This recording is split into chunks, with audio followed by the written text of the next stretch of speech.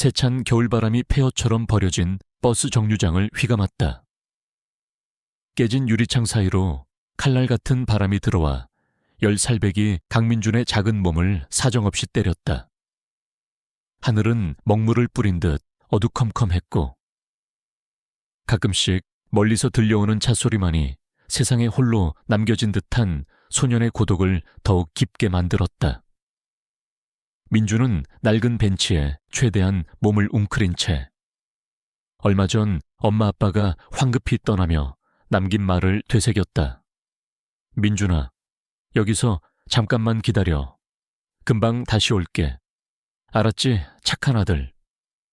그 말이 거짓이라는 것을 깨닫기까지는 그리 오랜 시간이 걸리지 않았다. 해는 이미 몇 시간 전에 졌고 주변은 생명체라고는 찾아볼 수 없을 만큼 적막했다. 가로등마저 고장났는지 깜빡거리지도 않았다.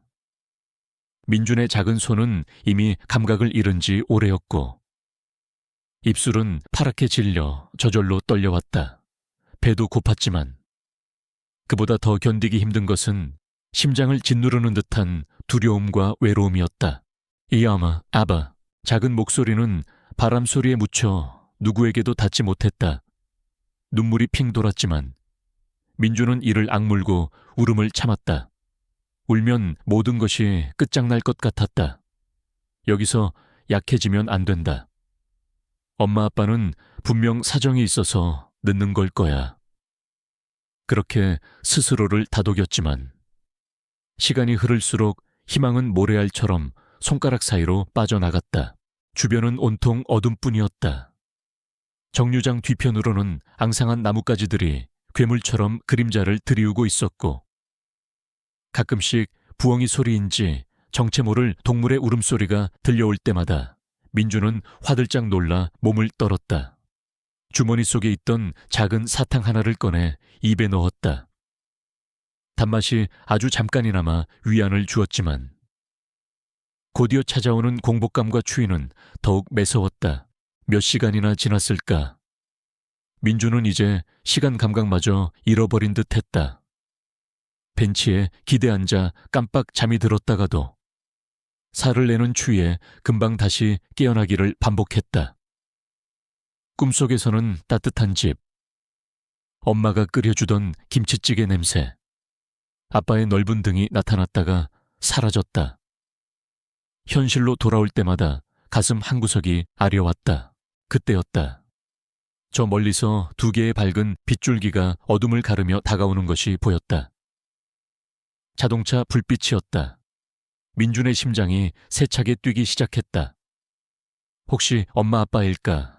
아니면 자신을 구해줄 다른 누군가일까? 희미한 기대감이 피어올랐지만 동시에 낯선 이에 대한 경계심도 늦추지 않았다. 차는 점점 가까워졌고 그 위용을 드러냈다. 매끈한 검은색 차체, 조용하지만 강력한 엔진 소리. 민준이 평생 본 적 없는 고급 승용차였다.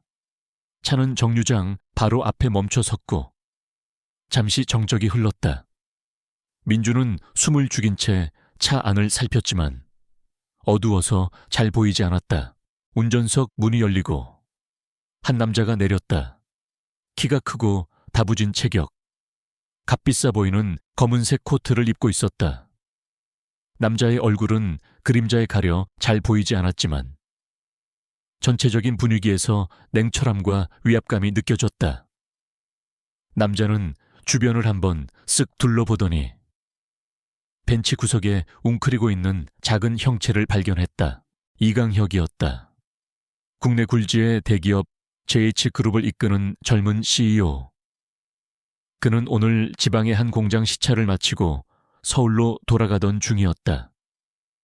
평소라면 이런 외진 국도변에 버려진 정류장 따위는 눈길조차 주지 않았을 테지만 오늘은 이상하게도 저 작은 그림자가 그의 시선을 사로잡았다. 처음에는 버려진 짐 보따리이거나 아니면 술 취한 노숙자일 거라 생각했다. 하지만 차 헤드라이트 불빛에 언뜻 비친 것은 분명 어린아이의 모습이었다. 강혁은 미간을 살짝 찌푸렸다. こんな유치원이子供が一人でいるなんて何かの間違いだろう。彼は완도초론이悪い人間ではなかった。 무시로 냉정하고 이성적인 판단을 우선시하는 타입이었다. 하지만 어쩐 일인지 발길이 떨어지지 않았다. 아이는 미동도 없이 웅크리고 있었는데 그 모습이 마치 세상의 모든 절망을 짊어진 듯 보였다. 그는 차문을 닫고 천천히 아이에게 다가갔다. 발자국 소리에 민준이 움찔하며 고개를 들었다. 어둠 속에서도 강혁은 아이의 눈에 서린 깊은 공포와 일말의 경계심을 읽을 수 있었다. 그리고 그 밑바닥에 숨겨진 간절한 도움의 요청까지도. 야야! 강혁의 낮고 차분한 목소리가 정적을 갈랐다. 민주는 잔뜩 겁먹은 눈으로 남자를 올려다보았다. 남자의 얼굴은 여전히 어둠에 반쯤 가려져 있었지만 그 목소리에는 이상하게도 사람을 압도하는 힘이 있었다. 이런 곳에서 혼자 뭐 하고 있는 거지? 민주는 입술을 달싹였지만 말이 쉽게 나오지 않았다. 추위와 공포로 온몸이 굳어버린 것 같았다. 남자는 재촉하지 않고 조용히 기다려 주었다. 그 침묵 속에서 민주는 자신도 모르게 아주 작은 목소리로 대답했다. 엄마, 아바가 걷어진다고. 목소리는 갈라지고 떨렸지만 강혁은 똑똑히 들었다. 곧 오신다고. 하지만 아이의 행색이나 정류장의 황량함은 그 말이 사실이 아닐 가능성이 높다는 것을 시사했다. 버려진 것이다. 이 추운 겨울밤에 이 어린아이가. 강혁은 평소라면 느끼지 못했을 어떤 감정이 속에서 치밀어 오르는 것을 느꼈다. 분노와는 조금 다른, 그렇다고 연민이라고 하기에도 부족한 복잡한 감정이었다. 그는 잠시 아이를 내려다보았다. 때 묻은 옷, 꽁꽁 언 작은 손. 겁에 질렸지만 필사적으로 무언가를 갈구하는 눈빛. 그의 머릿속에서는 수많은 계산이 오갔다. 아이를 경찰에 인계해야 할까? 아니면 근처 보호시설에 하지만 그런 상식적인 해결책들이 어쩐지 내키지 않았다. 이 아이의 눈빛에는 단순한 보호 이상의 무언가가 필요해 보였다. 강혁은 자신도 이해할 수 없는 충동에 사로잡혔다.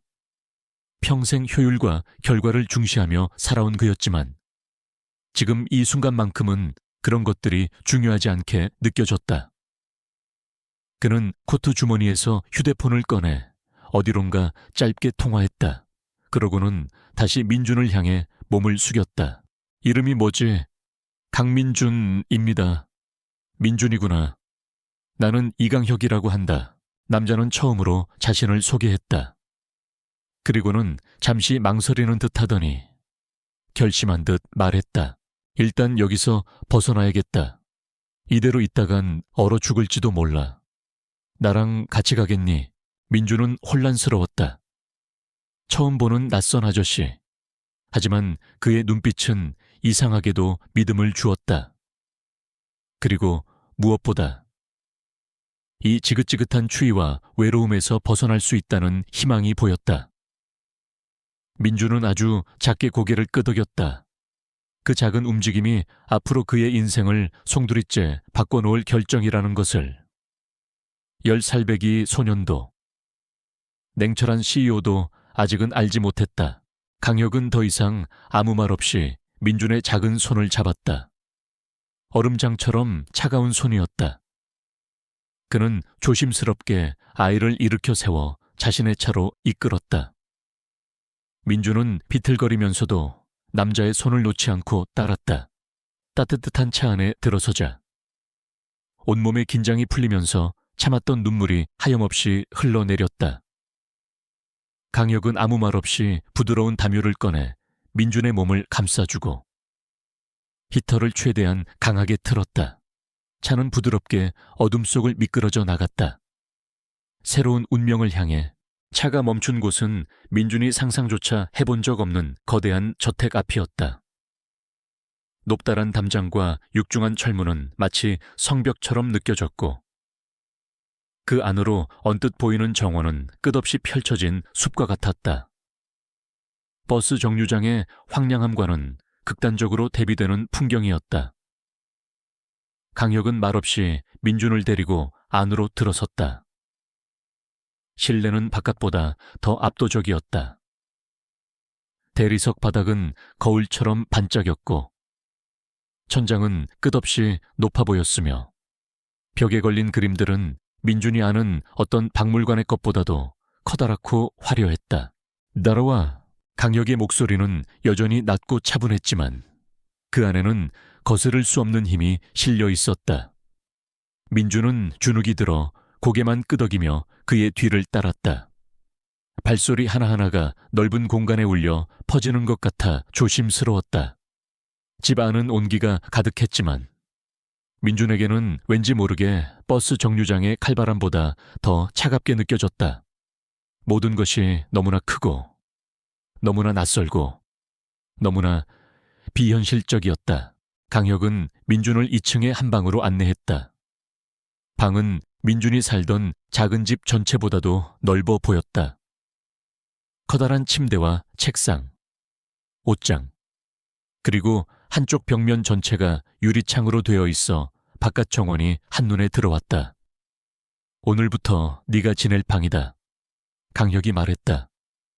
욕실은 저쪽이고 필요한 것이 있으면 가정부에게 말하도록 해.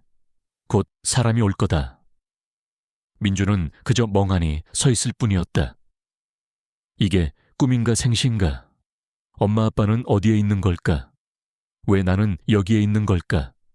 수많은 질문이 머릿속을 맴돌았지만 아무것도 물어볼 용기가 나지 않았다. 잠시 후 단정한 유니폼 차림의 중년 여성이 들어왔다. 그녀는 자신을 박 여사라고 소개하며 민준에게 갈아입을 옷과 따뜻한 우유를 가져다 주었다. 박 여사의 눈빛은 부드러웠지만 민준은 여전히 경계를 풀지 못했다. 낯선 환경, 낯선 사람들, 모든 것이 두려웠다. 그는 박 여사가 나가자마자 욕실 문을 걸어 잠그고 뜨거운 물에 몸을 담갔다. 얼었던 몸이 녹아내리는 것 같았지만 마음속 불안감은 가시지 않았다. 새 옷으로 갈아입고 침대에 누웠지만 잠은 오지 않았다. 너무나 푹신한 침대, 너무나 조용한 방. 하지만 그 안락함이 오히려 민준을 더 불안하게 만들었다. 그는 이불을 머리끝까지 뒤집어 쓰고 작은 소리에도 귀를 기울였다. 멀리서 들려오는 강혁의 목소리, 복도를 오가는 발소리. 그는 마치 덫에 걸린 작은 짐승처럼 잔뜩 움츠러들어 있었다. 밤이 깊어지자 어김없이 악몽이 찾아왔다. 꿈속에서 그는 다시 차가운 버스 정류장에 홀로 남겨졌다.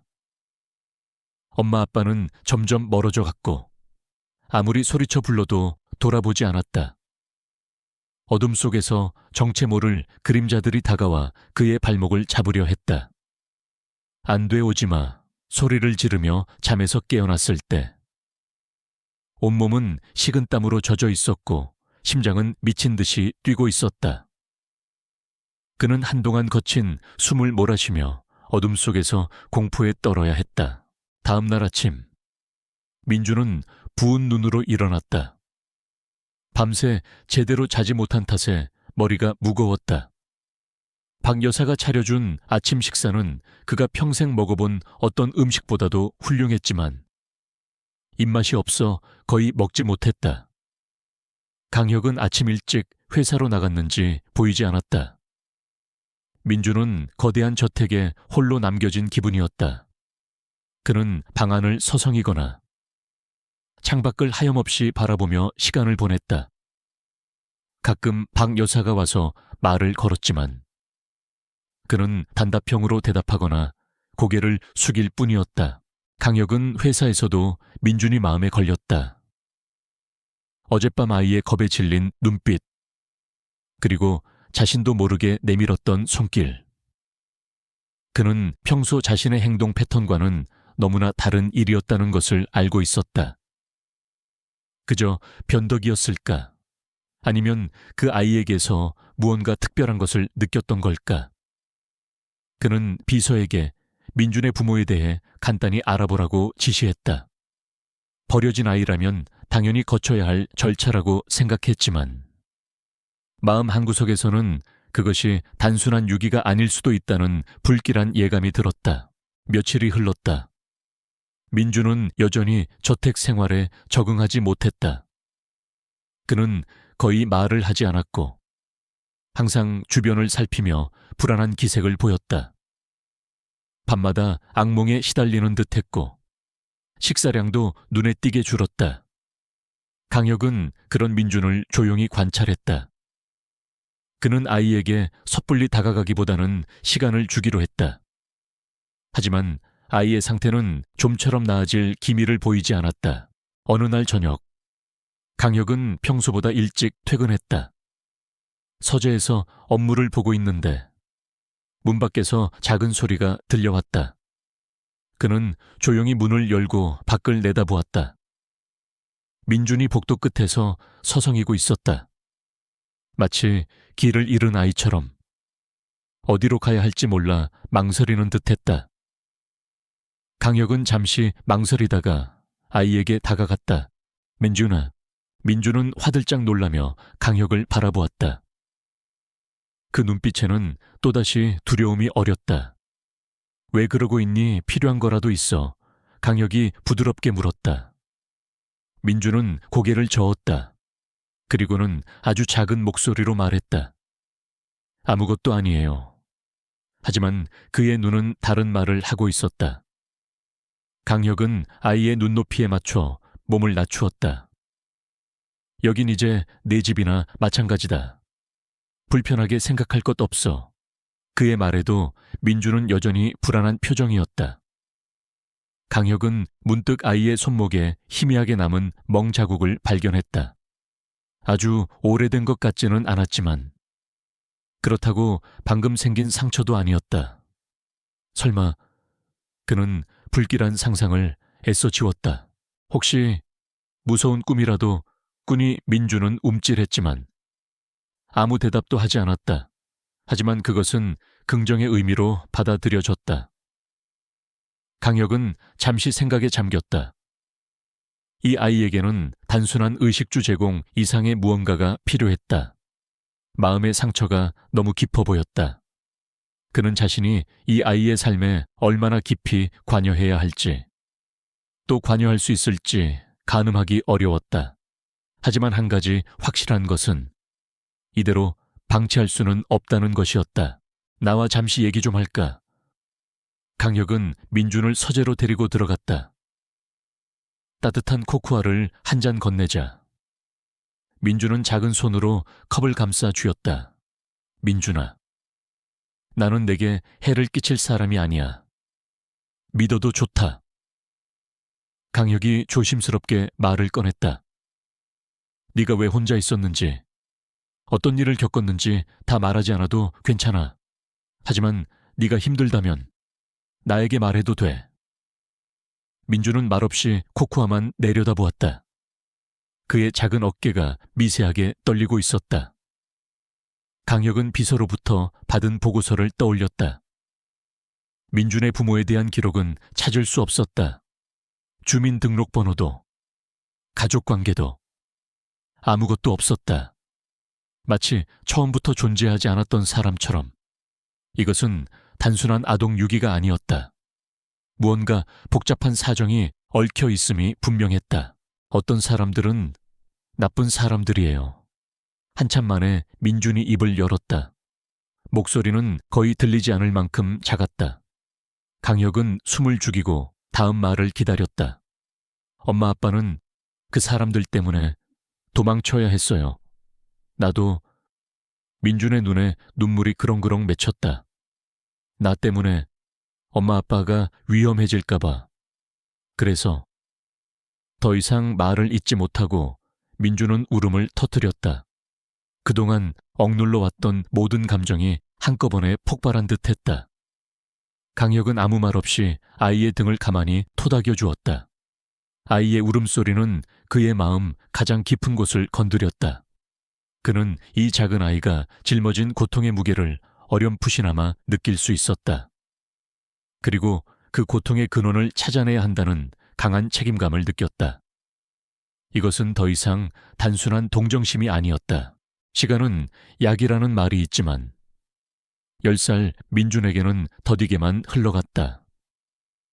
강혁의 저택에서의 생활은 처음에 극심한 불안감에서 벗어나 조금씩 익숙해지고 있었지만 마음속 깊은 곳에 자리 잡은 상처는 여전히 소리 없이 덧나곤 했다. 하지만 아이는 아이였다. 낯선 환경 속에서도 민주는 조금씩 자신만의 생존 방식을 터득해 가고 있었다. 가장 먼저 변화를 감지한 것은 박 여사였다. 처음 며칠간 그림자처럼 조용히 방 안에만 머물던 민준이 어느 날부터인가 저택 안을 조금씩 탐색하기 시작한 것이다. 물론 여전히 사람들의 눈을 피했고 작은 소리에도 화들짝 놀라 숨어버리기 일쑤였지만 그 작은 발걸음은 분명한 변화의 시작이었다. 박 여사는 아이의 그런 모습을 애써 모른 척하며 그저 묵묵히 아이가 좋아하는 간식을 준비해두거나 방에 조용히 새 책을 넣어주는 것으로 자신의 관심을 표현했다. 민주는 특히 강혁의 서재에 큰 호기심을 보였다. 강혁이 없을 때면 마치 비밀스러운 보물을 찾는 탐험가처럼 서재 문틈으로 안을 엿보곤 했다. 수많은 책들, 복잡해 보이는 서류들, 그리고 벽 한 면을 가득 채운 지도. 그 모든 것이 어린 민준의 눈에는 신기하고 대단해 보였다. 한 번은 강혁이 서재에서 잠시 자리를 비운 사이 민준은 자기도 모르게 서재 안으로 발을 들였다. 그리고 강혁의 책상 위에 놓인 복잡한 기계 부품 설계 도면을 한참 동안 넋을 잃고 바라보았다. 그 모습은 마치 어려운 퍼즐을 푸는데 열중한 어린 학자 같았다. 강혁 역시 민준의 작은 변화들을 놓치지 않고 있었다.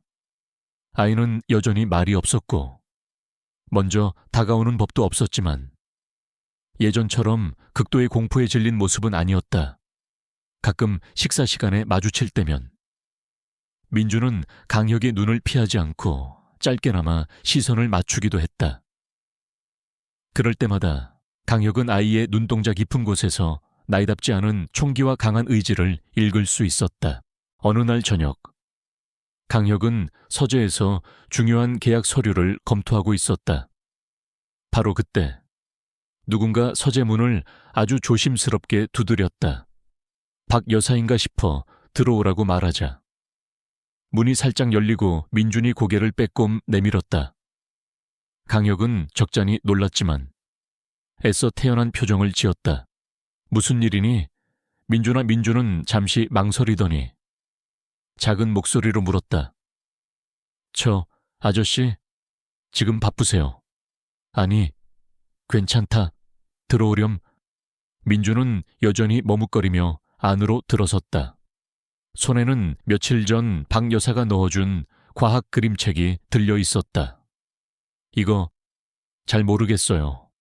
민준은 책의 한 페이지를 펼쳐 보이며 말했다. 그곳에는 복잡한 도르래의 원리가 그려져 있었다. 강혁은 잠시 아이가 가리키는 그림을 보다가 아이의 눈높이에 맞춰 설명해주기 시작했다. 처음에는 그저 아이의 호기심을 채워주려는 가벼운 마음이었지만 민준의 반응은 그의 예상을 뛰어넘었다. 아이는 놀라운 집중력으로 그의 설명을 빨아들였고 핵심을 꿰뚫는 질문을 던지기도 했다. 그것은 단순한 암기력이나 이해력을 넘어선 문제의 본질을 파악하는 분석적인 사고력이었다. 그날 이후 민준은 가끔씩 강혁의 서재를 찾았다. 처음에는 책에 대한 질문이었지만 점차 다른 이야기들도 조금씩 꺼내놓기 시작했다. 물론 여전히 자신의 과거에 대해서는 입을 굳게 다물었지만 강혁은 아이가 조금씩 마음의 문을 열고 있다는 것을 느낄 수 있었다. 강혁 역시 그런 민중화의 시간이 싫지 않았다. 오히려 복잡한 회사 일로 지친 그에게 아이와의 대화는 예상치 못한 위안과 휴식을 가져다 주었다. 그는 민준에게서 어린 시절 자신의 모습을 어렴풋이 발견하기도 했다. 지독한 외로움 속에서도 세상을 향한 호기심을 잃지 않았던, 그리고 누구에게도 의지하지 않고 스스로 길을 찾아야 했던 자신의 과거가 투영되는 듯했다. 하지만 평온한 시간 속에서도 과거의 그림자는 어김없이 민준을 덮쳐왔다. 어느 날 밤, 저택 전체가 울릴 정도로 큰 비명소리가 들려왔다. 강혁과 박 여사가 황급히 민준의 방으로 달려갔을 때 아이는 침대 위에서 온몸을 떨며 울부짖고 있었다. 또다시 악몽을 꾼 것이었다.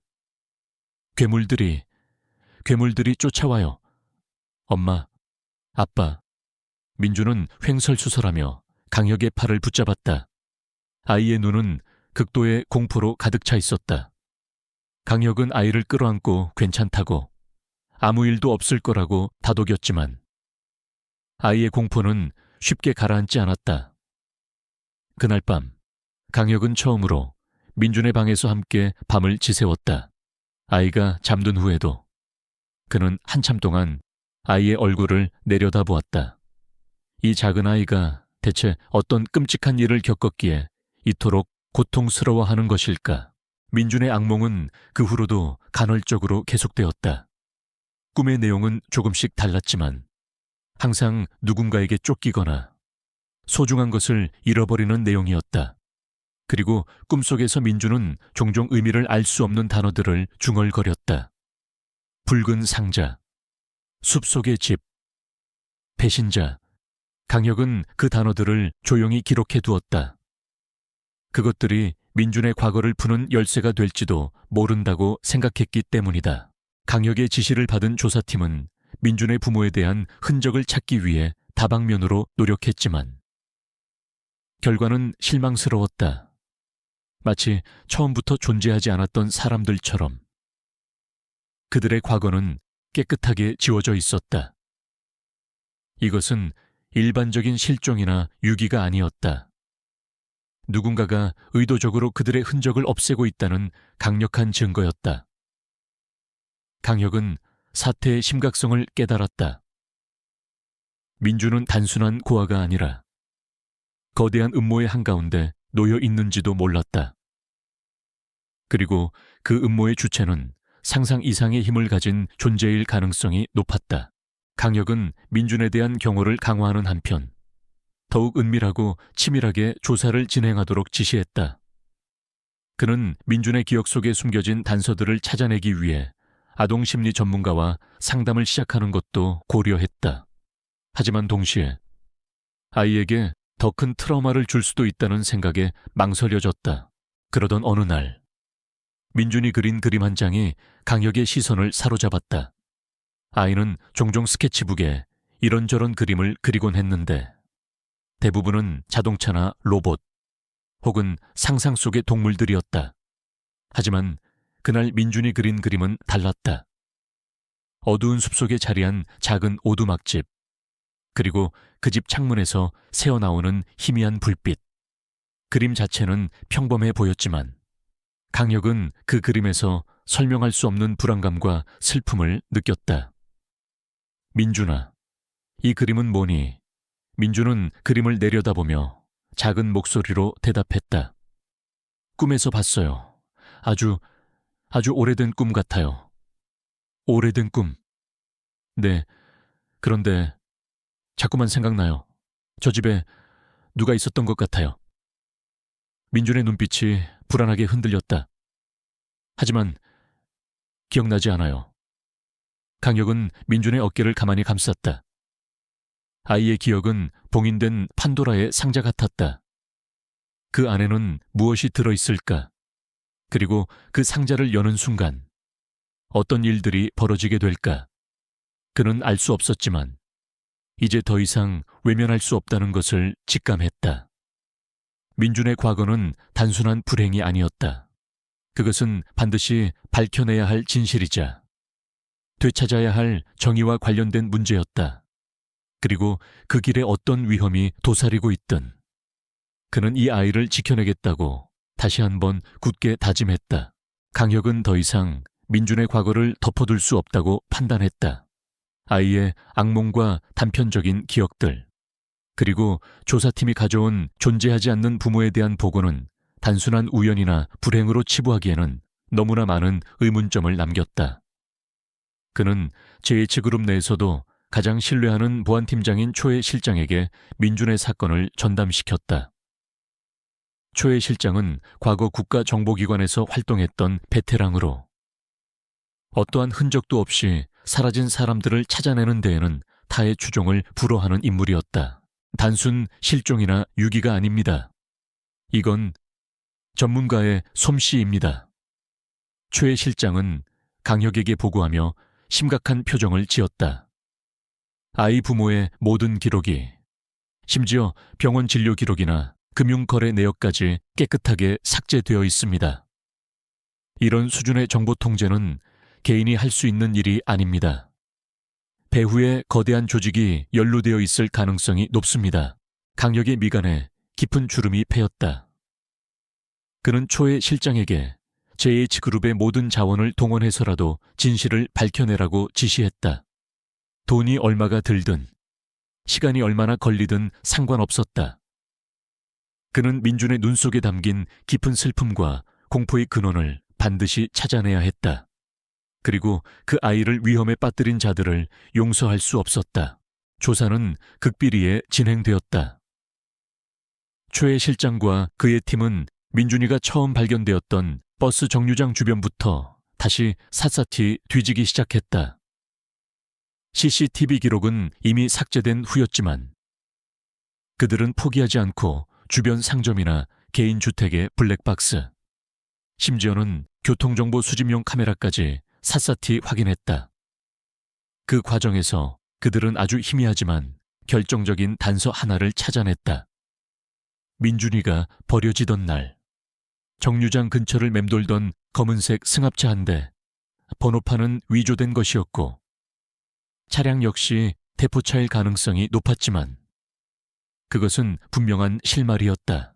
한편 민준은 강혁의 보살핌과 박 여사의 따뜻한 관심 속에서 조금씩 안정을 찾아가고 있었다. 밤에 악몽을 꾸는 횟수도 줄었고 표정도 한결 밝아졌다. 강혁은 아이에게 일부러 과거에 대해 묻지 않았다. 대신 아이가 스스로 기억의 조각들을 맞춰나갈 수 있도록 편안한 환경을 조성해 주는 데 집중했다. 그는 민준에게 다양한 책을 읽어주었고 함께 공원에서 산책을 하거나 때로는 회사에 데려가 자신의 일하는 모습을 보여주기도 했다. 그러던 어느 날 강혁이 JH그룹의 신기술 발표회에 민준을 데려간 적이 있었다. 수많은 기자들과 업계 관계자들 앞에서 강혁은 회사에 새로운 AI 로봇을 시연하고 있었다. 그때 로봇이 특정 음성 명령에 따라 움직이는 모습을 보던 민준이 갑자기 작은 소리로 중얼거렸다. 노래, 그 노래. 강혁은 민준의 작은 속삭임을 놓치지 않았다. 무슨 노래 말이니? 민준아, 로봇이 아빠가 부르던 노래랑 비슷해요. 민준의 얼굴이 하얗게 질려 있었다. 아빠가 저 로봇이랑 비슷한 거 만들었어요. 강혁의 심장이 빠르게 뛰기 시작했다. 민준의 아버지가 AI 로봇 개발자였을 가능성, 그리고 그 기술이 어떤 이유로 민준의 가족을 위험에 빠뜨렸을 가능성. 그는 즉시 초해 실장에게 이 사실을 알렸다. 민준의 기억은 그날을 기점으로 조금씩 되살아나기 시작했다. 마치 굳게 닫혔던 수문이 열린 것처럼 잊고 지냈던 과거의 단편들이 떠오르기 시작한 것이다. 그는 종종 그림을 그리거나 이야기를 하면서 무심코 중요한 단서들을 흘렸다. 산속의 비밀 연구소, 아빠의 동료였던 배신자 아저씨, 모든 것을 담고 있던 붉은색 USB. 그 기억들은 대부분 희미하고 뒤죽박죽이었지만 최 실장의 팀에게는 가뭄의 단비와도 같았다. 그들은 민준의 기억 조각들을 하나하나 맞춰나가며 사건의 윤곽을 그려나가기 시작했다. 조사가 진행될수록 민준의 아버지가 단순한 로봇 개발자가 아니었다는 사실이 드러났다. 그는 정부의 극비 프로젝트에 참여했던 천재적인 과학자였으며 그가 개발하던 기술은 국가 안보와 직결된 매우 민감한 것이었다. 그리고 민준의 어머니 역시 같은 프로젝트에 참여했던 연구원이었다. 그들은 프로젝트 내부의 거대한 비리 혹은 기술 유출 시도를 알아챘고 이를 외부에 폭로하려다 조직의 표적이 되었을 가능성이 높아졌다. 강혁은 진실에 가까워질수록 마음이 무거워졌다. 민준의 부모는 정의를 위해 싸우다 희생된 것일까? 아니면 아직 어딘가에 살아있는 것일까? 만약 살아있다면 왜 민준이를 버려야만 했을까? 수많은 질문들이 그의 머릿속을 어지럽혔다. 그러던 중 최 실장으로부터 긴급한 연락이 왔다. 민준의 기억 속에 등장했던 붉은색 USB와 관련된 단서를 찾았다는 것이었다. 민준의 아버지는 만일의 사태에 대비해 모든 증거 자료를 그 USB에 담아 어딘가에 숨겨두었고 그 위치를 암호화된 메시지로 남겼다는 정황이 포착된 것이다. 문제는 그 암호를 풀 수 있는 유일한 열쇠가 민준의 기억 속에 있다는 점이었다. 아이에게 최면 요법이나 심리 상담을 통해 기억을 되살리는 방법도 고려해 봤습니다만 아이에게 너무 큰 부담을 줄 수 있습니다. 최 실장이 조심스럽게 말했다. 하지만 시간이 없습니다. 저희가 USB의 존재를 알아냈다는 것은 반대편에서도 이미 눈치챘을 가능성이 높습니다. 그들이 먼저 USB를 손에 넣는다면 모든 것이 끝입니다. 그리고 민준이도 위험해질 겁니다. 강혁은 갈등했다. 민준을 위험에 빠뜨릴 수는 없었다. 하지만 이대로 진실을 묻어버린다면 민준의 부모님은 영원히 억울한 누명을 벗지 못할 것이고 아이 역시 평생 과거의 그림자 속에서 살아가야 할지도 몰랐다. 그는 민준의 방으로 갔다. 아이는 창가에 앉아 스케치북에 무언가를 그리고 있었다. 그 모습은 너무나 평화롭고 천진난만해서 차마 험악한 현실을 이야기할 용기가 나지 않았다. 민준아. 아이가 고개를 들었다. 맑고 깊은 눈동자가 강혁을 향했다. 혹시 아주 중요한 물건을 숨겨야 한다면 민준이는 어디에 숨길 것 같니? 민준은 잠시 고개를 갸웃거리더니 이내 환하게 웃으며 대답했다. 아무도 찾을 수 없는 곳에요. 예를 들면 내가 가장 좋아하는 장난감 속이나 아니면 매일 밤 내가 안고 자는 곰 인형 발 속에 숨길 거예요. 순간 강혁의 머릿속에 섬광처럼 스쳐 지나가는 것이 있었다. 민준이가 처음 저택에 왔을 때 품에 꼭 안고 있던 낡은 곰 인형. 박 여사가 몇 번이나 세탁해 주려고 했지만 아이는 잠시도 그 인형을 몸에서 떼어놓으려 하지 않았었다. 강혁은 최 실장에게 즉시 연락했다. 그리고 박 여사에게 민준이 잠든 사이 조심스럽게 곰 인형을 가져와 달라고 부탁했다. 그날 밤 강혁과 최 실장은 민준의 곰 인형을 앞에 두고 마주 앉았다. 인형은 생각보다 더 낡고 해져 있었지만 아이의 손때가 묻어 정겨운 느낌을 주었다. 최 실장이 조심스럽게 인형의 배 부분을 가르자 그 안에서 작은 천주머니 하나가 나왔다. 그리고 그 주머니 속에는 선명한 붉은색 USB 하나가 들어있었다. 바로 그 순간이었다. 저택 바깥에서 날카로운 경보음이 울려 퍼지기 시작했다. 동시에 최 실장의 무정의에서 다급한 목소리가 터져 나왔다. 실장님 정체불명의 괴한들입니다. 수가 너무 많습니다. 올 것이 온 것이다. 그들은 이미 한 발 늦었을지도 몰랐다. 아니, 어쩌면 적들은 USB의 존재를 처음부터 알고 있었고 강혁과 민준을 미끼로 삼아 그것을 손에 넣으려 했던 것일지도. 강혁의 눈빛이 차갑게 빛났다. 이제 더 이상 물러설 곳은 없었다. 경보음은 밤의 정적을 찍고 저택 전체를 뒤흔들었다. 강혁은 반사적으로 붉은 USB를 자신의 안주머니 깊숙이 넣으며 최 실장을 바라보았다. 최 실장의 얼굴은 이미 굳어 있었고 그의 귀에 꽂힌 무정의에서는 다급한 보고와 비명 같은 소음이 쉴 새 없이 터져나왔다. 회장님, 저쪽입니다. 아이와 함께 빨리 피하셔야 합니다. 최 실장이 민준의 곰 인형을 다시 아무렇게나 쑤셔 넣으며 소리쳤다.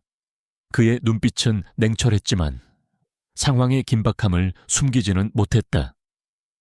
인원은 강혁이 짧게 물었다. 최소 20명 이상입니다. 전문적으로 훈련받은 자들입니다. 정문과 후문이 동시에 뚫렸습니다. 강혁은 망설일 시간이 없다는 것을 알았다. 그의 저택은 철옹성처럼 보안이 철저했지만 작정하고 달려드는 세력 앞에서는 속수무책일 수도 있었다. 특히 내부 정보를 알고 있는 자가 있다면 더욱 그랬다. 어쩌면 적들은 이미 USB의 존재뿐 아니라 그것이 민준과 관련되어 있다는 것까지 파악했을 가능성이 높았다. 민준아, 정신 똑바로 차려야 한다. 지금부터 내 말만 들어야 해. 알겠니? 강혁이 민준의 어깨를 굳게 잡고 말했다.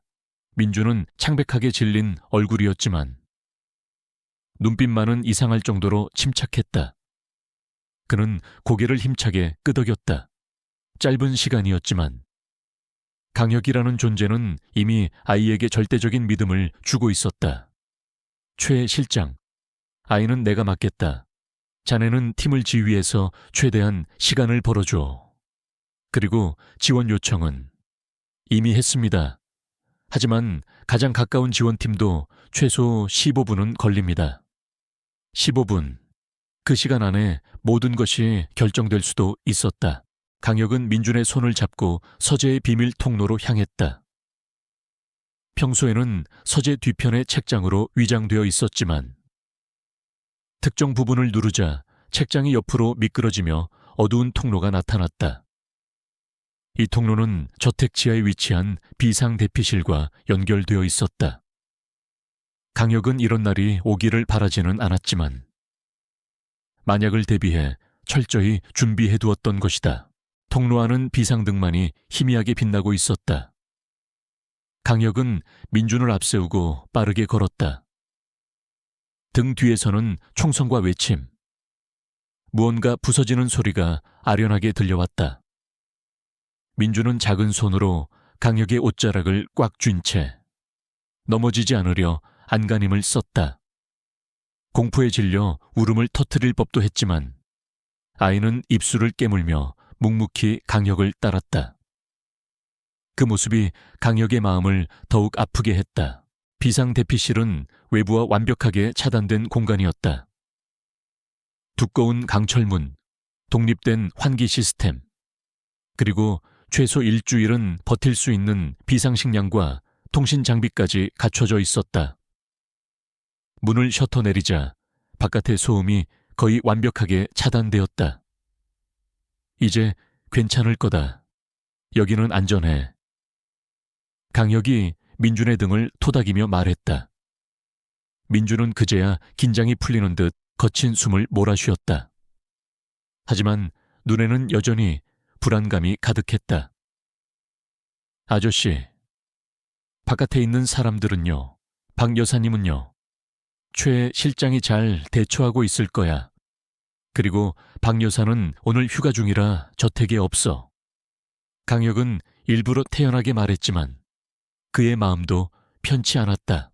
그때 대피실 내부에 설치된 비상통신 장비에서 신호음이 울렸다.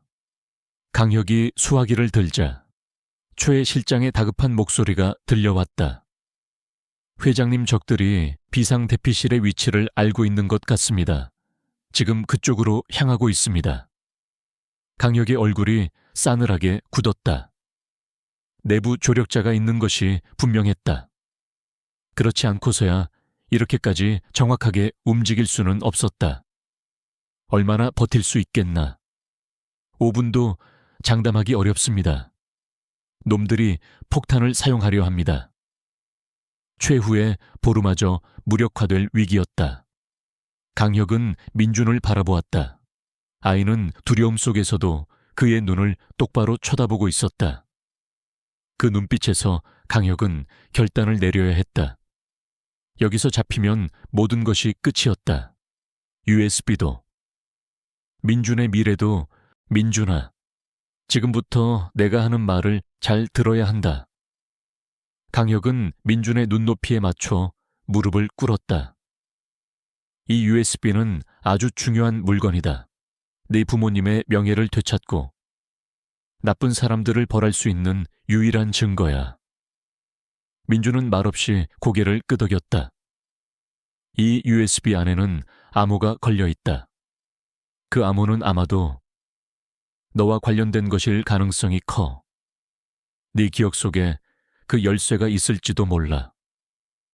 강혁은 잠시 말을 멈추고 민준의 반응을 살폈다. 아이는 혼란스러워 보였지만 무언가를 골똘히 생각하는 듯 했다.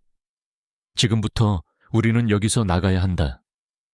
내가 시간을 버는 동안 너는 이 USB를 가지고 반드시 안전한 곳으로 가야 해.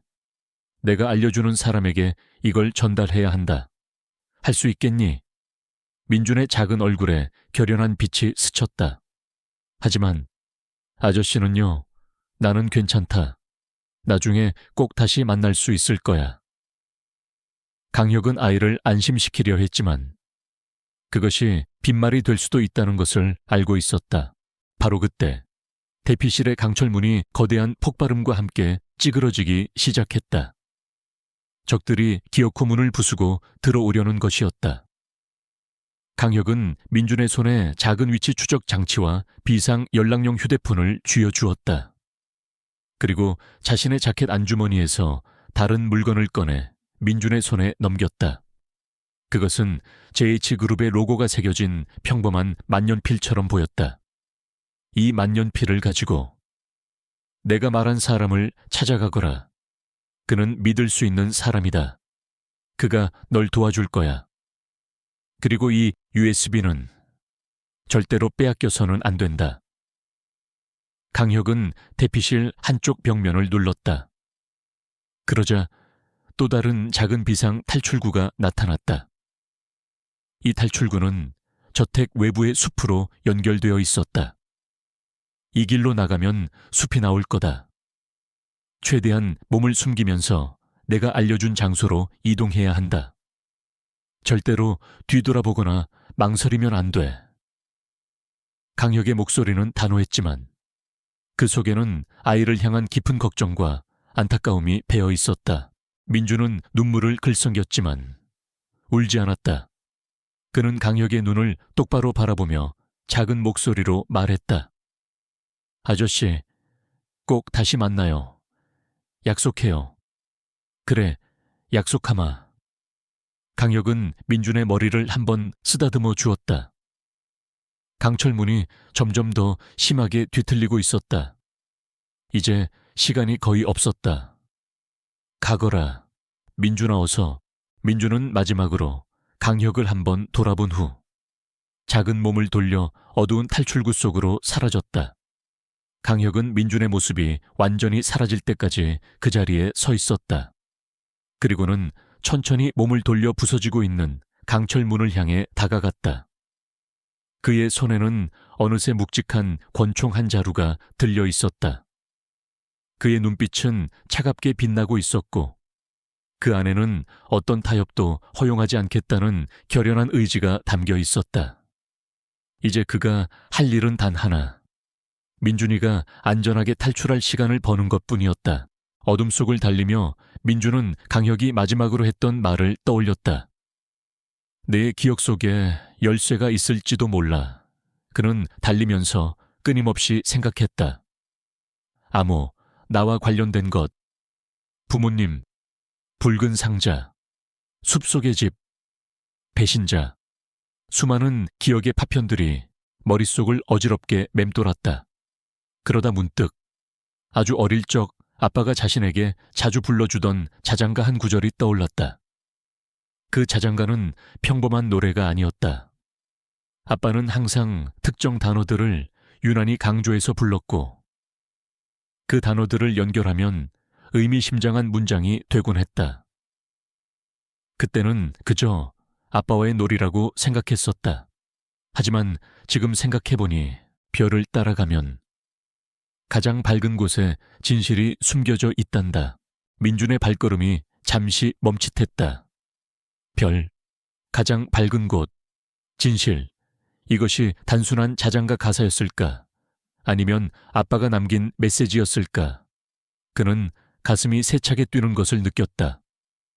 어쩌면 이것이 USB의 암호를 푸는 열쇠일지도 모른다는 생각이 들었다. 그는 다시 뛰기 시작했다. 이제 그에게는 단순히 도망치는 것 이상의 목표가 생겼다. 그는 살아남아서 부모님의 진실을 밝혀야 했다. 그리고 강혁 아저씨와의 약속도 지켜야 했다. 강혁은 마지막 총알이 격발되는 순간까지 한치의 물러섬도 없었다.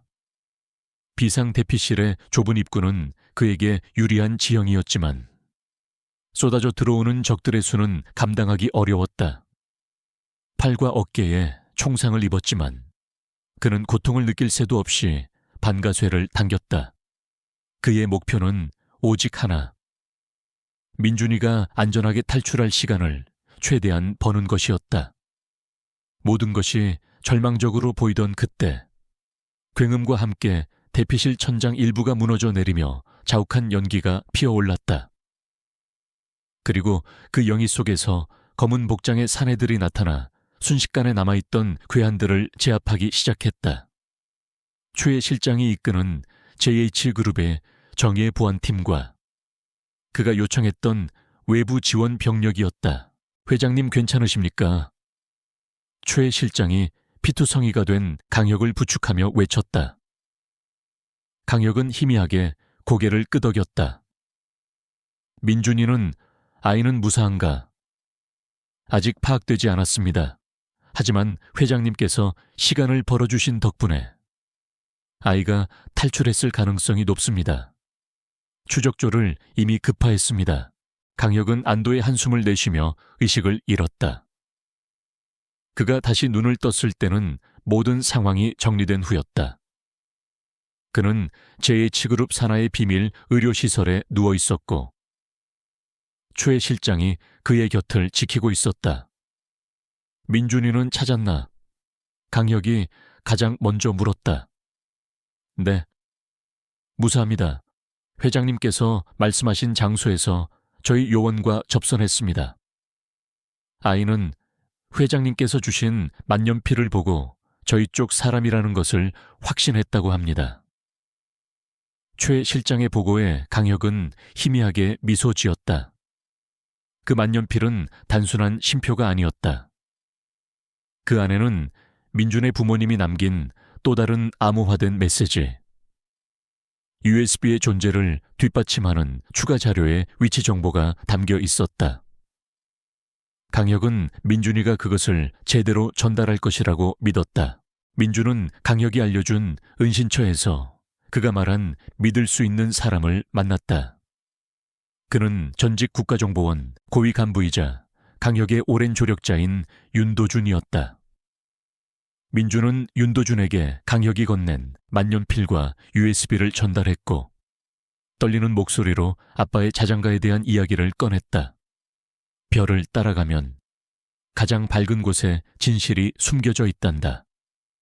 윤도준과 그의 분석팀은 즉시 USB 해독 작업에 착수했다. 민준이 기억해낸 자장가 구절은 놀랍게도 USB의 다중 암호를 푸는 마스터키 역할을 했다. 몇 시간의 사투 끝에 마침내 USB 안에 봉인되어 있던 판도라의 상자가 열렸다. 그 안에는 상상을 초월하는 내용들이 담겨 있었다. 민준의 아버지가 참여했던 국가 기밀 프로젝트의 실체, 그 과정에서 자행된 천문학적인 규모의 비자금 조성, 기술 유출 시도, 그리고 이를 은폐하기 위한 정관계 고위 인사들의 추악한 커넥션. 민준의 부모는 이 모든 사실을 알게 되었고 내부 고발을 준비하다가 조직의 표적이 되었던 것이다. 그들은 민준만이라도 살리기 위해 아이를 피신시키고 모든 증거를 USB에 담아 언젠가 진실이 밝혀질 날을 기다렸던 것이다. 강혁은 부상이 회복되는 대로 윤도준과 합류했다. USB의 내용을 확인한 그의 얼굴은 분노로 일그러졌다. 이것은 단순한 비리 사건이 아니었다. 국가의 근간을 뒤흔드는 거대한 악의 카르텔이었다. 그리고 그 중심에는 JH그룹과 오랫동안 경쟁 관계에 있던 거대 방위산업체 태강중공업의 회장 조필두가 있었다. 조필두는 정관계에 막강한 영향력을 행사하며 자신의 이권을 챙겨왔고 민준의 아버지가 개발한 핵심 기술을 탈취하여 해외에 불법으로 판매하려 했던 것이다. 이대로 언론에 터뜨릴 수도 있습니다. 하지만 그들은 꼬리 자르기에 능한 자들입니다. 몸통까지 잡아내려면 더 확실한 증거와 치밀한 계획이 필요합니다. 윤도준이 말했다. 강혁은 동의했다. 그들에게는 마지막 한 방이 필요했다. 조필두와 그의 하수인들이 스스로 덫에 걸려들게 만들어야 했다. 그들의 마지막 도박은 태강중공업이 주최하는 해외 기술 투자 설명회에서 시작되었다. 조필두는 이 자리에서 민준의 아버지가 개발했던 기술을 마치 자신들의 성과인 양 발표하고 해외 투자자들과 거액의 계약을 체결할 예정이었다. 강혁은 이 설명회에 JH그룹의 대표 자격으로 참석했다. 그의 옆에는 어느새 훌쩍 자란 듯한 민준이가. 그러나 여전히 어린 소년의 모습을 한 채 동행했다. 민준은 자신이 직접 나서겠다고 했다. 부모님의 명예를 위해서. 그리고 자신과 같은 아픔을 겪는 사람이 더 이상 생기지 않게 하기 위해서. 설명회가 한창 진행되던 중 갑자기 모든 스크린이 암전되더니 USB에 담겨있던 영상 하나가 재생되기 시작했다. 그것은 민준의 아버지가 생전에 직접 촬영한 영상이었다. 그는 영상 속에서 조필두의 검은 속셈과 기술 탈취 시도, 그리고 자신들이 처한 위험에 대해 담담하지만 분명한 어조로 폭로하고 있었다. 장내는 순식간에 아수라장이 되었다.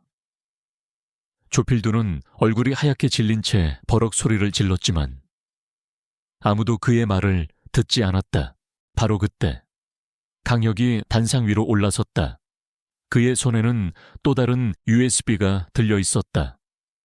이 영상은 시작에 불과합니다. 제 손에 있는 이 USB에는 조필두 회장과 그의 하수인들이 저지른 모든 범죄 행위, 불법 자금 거래 내역, 살인교사 증거까지 담겨 있습니다. 이것은 한 용감한 과학자가 목숨과 맞바꾼 진실입니다. 강혁의 말이 끝나자마셔 설명회장 문이 열리고 검찰 수사관들이 들이닥쳤다. 그들은 조필두와 그의 핵심 측근들을 현장에서 즉시 체포했다. 모든 것이 강혁과 윤도준이 짜놓은 각본대로 진행되고 있었다. 그들은 조필두가 영상에 대해 해명하거나 증거를 인멸하려 할 것을 예상하고 미리 검찰의 모든 자료를 넘겨 압수수색 영장을 발부받아 놓았던 것이다. 조필두는 발악했지만 소용없었다. 그가 평생 쌓아 올린 부하 권력은 한순간에 모래성처럼 무너져 내렸다. 그의 뒤를 봐주던 정관계 인사들도 줄줄이 검찰 조사를 받게 되었다. 대한민국을 떠들썩하게 만들었던 거대한 부패 스캔들의 전말이 드러나는 순간이었다. 모든 소동이 끝나고 강혁은 민준의 손을 잡고 설명회장을 나섰다. 수많은 카메라 플래시가 터졌지만 민준은 더 이상 두려워하지 않았다. 아이의 얼굴에는 슬픔과 함께 마침내 진실을 밝혔다는 안도감과 강인함이 서려 있었다. 아빠, 엄마, 보고 계시죠? 민주는 하늘을 향해 속삭였다. 마치 그의 부모님이 그곳에서 자신을 자랑스럽게 내려다보고 있는 것처럼. 강혁은 그런 민준의 어깨를 가만히 감싸 안았다. 길고 길었던 싸움이 드디어 끝난 것이다. 하지만 이것은 끝이 아니라 새로운 시작임을 그는 알고 있었다. 민준에게도, 그리고 그 자신에게도 조필드와 그 일당의 몰락은 대한민국 사회에 거대한 파장을 일으켰다. 언론은 연일 태강 게이트의 실체를 파헤쳤고, 국민들은 추악한 권력형 비리에 민낯에 분노했다. 관련된 정관계 인사들은 줄줄이 법의 심판을 받았으며, 태강중공업은 해체 수준의 구조조정을 겪어야 했다. 민준이 부모님의 목숨과 맞바꿔 지켜낸 진실은 썩어빠진 거목을 쓰러뜨리고 새로운 질서의 씨앗을 뿌리는 계기가 되었다. 모든 것이 폭풍처럼 지나간 후 강혁의 저택에는 오랜만에 평온이 찾아왔다. 물론 그 평온은 예전과는 다른 색깔을 띠고 있었다. 그 중심에는 더 이상 과거의 상처에 웅크린 작은 소년이 아닌 훌쩍 성장한 강민준이 있었다. 법적인 절차가 마무리되면서 민준은 강혁의 정식 양자가 되었다. 이제 그의 이름은 이민준, 새로운 이름과 함께 새로운 삶이 시작된 것이다. 사건 이후 몇 년의 시간이 흘렀다. 민준은 14살의 소년이 되어 있었다. 키도 훌쩍 컸고 목소리도 변성기를 지나 제법 굵어졌다. 하지만 맑고 깊은 눈빛, 그리고 나이답지 않은 침착함과 통찰력은 여전했다. 그는 강혁의 전폭적인 지원 아래 최고의 교육을 받았으며 특히 과학과 수학 분야에서 천재적인 재능을 보였다. 아버지와 어머니로부터 물려받은 명석한 두뇌가 마침내 빛을 발하기 시작한 것이다. 밤마다 그를 괴롭히던 악몽은 이제 거의 사라졌다. 물론 가슴 한구석에 새겨진 부모님에 대한 그리움과 과거의 아픔은 여전히 남아있었지만 민준은 더 이상 그것에 짓눌려 살지 않았다. 그는 아픔을 성장의 밑거름으로 삼을 줄 아는 아이였다. 강혁은 그런 민준을 보며 종종 놀라움을 금치 못했다. 아이는 마치 일찍 철이 든 작은 어른 같았지만 동시에 소년다운 순수함과 호기심도 잃지 않았다. 강혁 역시 많이 변했다. 냉철하고 이성적인 사업가의 모습은 여전했지만 그의 눈빛에는 예전에는 찾아볼 수 없었던 따뜻함과 부드러움이 깃들어 있었다. 민준과 함께하는 시간이 늘어나면서 그는 일에만 파묻혀 살던 과거와는 다른 종류의 행복을 느끼고 있었다. 주말이면 함께 낚시를 가거나 서재에서 각자의 책을 읽으며 조용한 시간을 보내기도 했다. 때로는 회사의 중요한 결정에 대해 민준의 의견을 묻기도 했는데 아이의 예리한 분석과 독창적인 아이디어는 종종 강혁에게 새로운 영감을 주곤 했다. 그들은 더 이상 단순한 보호자와 피보호자가 아니었다. 서로를 이해하고 존중하는 세상에서 가장 믿음직한 동반자이자 가족이었다. 어느 맑은 가을날, 민준과 강혁은 작은 꽃다발을 들고 한적한 추모 공원을 찾았다. 그곳에는 민준의 친부모님인 강 박사와 윤 연구원의 유해가 나란히 안치되어 있었다. 그들의 죽음은 공식적으로 사고사로 처리되었지만 진실을 아는 사람들에게 그들은 불의에 맞서 싸운 영웅이었다. 민준은 부모님의 사진 앞에 꽃을 놓고 한참 동안 말없이 서 있었다. 그의 얼굴에는 슬픔보다는 잔잔한 미소가 어려 있었다.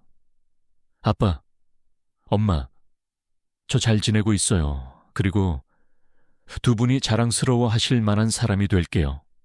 꼭 지켜봐 주세요. 강혁은 말없이 민준의 어깨를 감싸 안았다. 그는 이 아이가 앞으로 어떤 길을 걷든 그 길을 묵묵히 지지하고 응원할 준비가 되어 있었다. 시간이 흘러 민준은 고등학생이 되었다. 그는 여전히 과학자의 꿈을 키워나갔지만 그 꿈은 단순히 새로운 기술을 개발하는 것을 넘어 사람들에게 도움이 되고 세상을 더 나은 곳으로 만드는 것을 목표로 하고 있었다. 부모님이 못다 이룬 꿈을 자신이 이어가겠다는 다짐이기도 했다. 그는 종종 강혁과 함께 JH그룹의 사회공헌재단 활동에 참여하며 소외된 이웃들을 돕는 일에도 적극적으로 나섰다. 어느덧 민주는 대학 입학을 앞두고 있었다. 그는 국내 최고의 공과대학에 수석으로 합격했고 인공지능과 로봇공학을 전공하기로 결정했다. 그의 선택은 어쩌면 당연한 것이었다.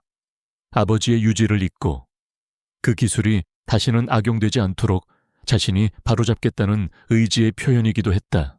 대학 입학식 날, 강혁은 민준의 손을 잡고 캠퍼스를 걸었다. 처음 만났던 그 추운 겨울밤, 작고 겁에 질렸던 소녀는 이제 당당하고 자신감 넘치는 청년으로 성장해 있었다. 민준아, 이제 정말 내 인생의 새로운 막이 열리는구나. 강혁이 감회에 젖은 목소리로 말했다. 민준은 강혁을 바라보며 환하게 웃었다. 다 아저씨 덕분이에요. 아저씨가 아니었다면 지금의 저는 없었을 거예요. 아니다. 네 스스로 일어선 거야. 나는 그저 작은 도움을 줬을 뿐이다. 강혁은 민준의 어깨를 두드리며 말했다. 잊지 마라. 민준아, 내 안에는 세상을 바꿀 수 있는 힘이 있다는 것을, 그리고 어떤 어려움이 닥치더라도 항상 정의롭고 용감하게 맞서야 한다는 것을. 네, 아빠, 꼭 그렇게 할게요. 민준은 힘차게 대답했다. 아빠라는 호칭이 이제는 너무나 자연스러웠다. 그들은 더 이상 피로 연결된 사이는 아니었지만 세상 그 어떤 부자보다도 깊은 유대감으로 묶여 있었다. 민준은 앞으로 펼쳐질 자신의 미래를 향해 첫 발을 내디뎠다. 그 길에는 분명 또 다른 시련과 도전이 기다리고 있을 것이다. 하지만 그는 더 이상 두렵지 않았다. 그에게는 든든한 버팀목이 되어주는 아버지가 있었고, 가슴 속에는 부모님이 남겨주신 사랑과 용기, 그리고 정의에 대한 확고한 신념이 자리 잡고 있었기 때문이다. 몇 년 후, 세계적인 과학 학술지에 젊은 한국인 과학자의 혁신적인 인공지능 기술 논문이 발표되어 세상을 놀라게 했다. 그 기술은 의료, 환경, 교육 등 다양한 분야에서 인류의 삶을 획기적으로 개선할 수 있는 잠재력을 가진 것으로 평가받았다. 논문의 제1저자는 이민준. 그는 마침내 부모님의 꿈을 현실로 만들었고, 그 기술이 오직 선한 목적을 위해서만 사용될 수 있도록 윤리적인 가이드라인까지 제시하며 과학계의 새로운 리더로 떠올랐다. 강혁은 이제 JH그룹의 회장직에서 물러나 명예회장으로 추대되었다. 그는 자신이 평생을 바쳐 이룩한 회사를 사회에 환원하고 민준과 함께 설립한 과학기술재단을 통해 젊은 인재들을 육성하는 데 여생을 바치기로 했다. 그는 종종 민준의 연구실을 찾아 밤늦도록 연구에 몰두하는 아들의 모습을 흐뭇하게 바라보곤 했다.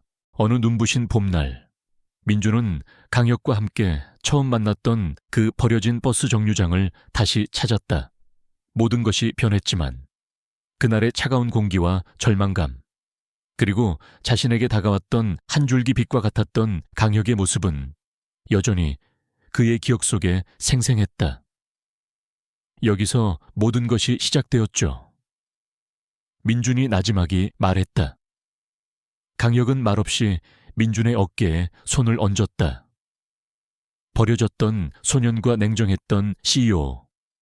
그들의 만남은 우연이었을지 모르지만 그 우연은 서로의 삶을 구원하고 세상을 조금 더 따뜻하게 만드는 기적을 만들어냈다. 두 사람은 한동안 말없이 그 자리에 서서 과거와 현재, 그리고 다가올 미래를 가만히 응시했다. 차가운 바람 대신 이제는 따스한 봄볕이 그들을 감싸고 있었다. 그들의 앞날에는 또 어떤 이야기가 펼쳐질지 알 수 없었지만 분명한 것은 그 이야기 역시 희망과 용기 그리고 사랑으로 가득 차리라는 것이었다. 세월은 강물처럼 흘러 이민준이 그의 혁신적인 AI 기술 프로젝트 나이팅게일을 세상에 선보인 지도 어느덧 5년이 지났다.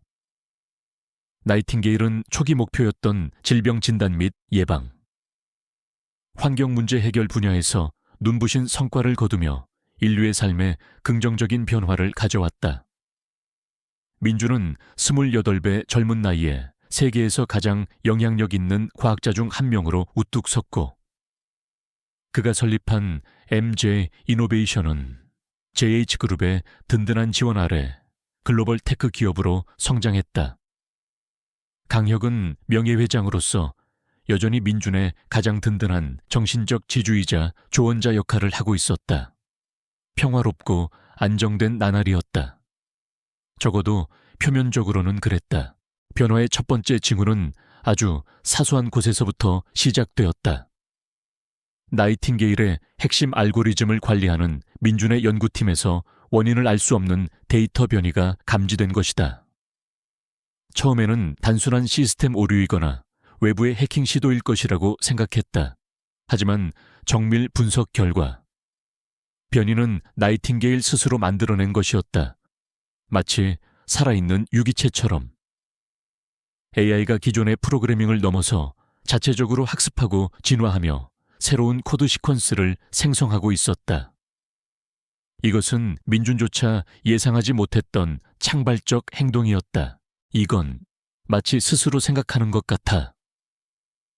민준은 거대한 슈퍼컴퓨터 스크린에 떠오른 복잡한 데이터 패턴을 보며 낮은 목소리로 중얼거렸다. 그의 얼굴에는 경이로움과 함께 설명할 수 없는 불안감이 교차했다. 긍정적인 신호일 수도 있지 않겠나.